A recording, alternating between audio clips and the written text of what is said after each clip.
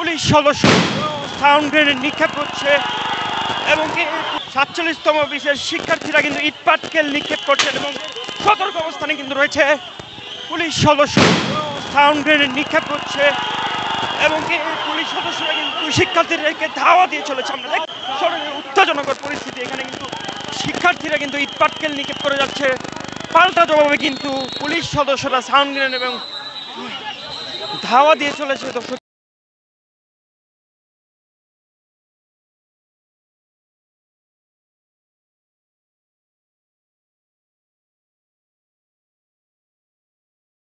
শাহবাগ এলাকায় কিন্তু এই মুহূর্তে কিন্তু রণক্ষেত্র পরিণত হয়েছে। দর্শক, আপনারা দেখতে পাচ্ছেন পুলিশ সদস্যদের তৎপরতা কিন্তু আমরা দেখতে পাচ্ছি। দর্শক,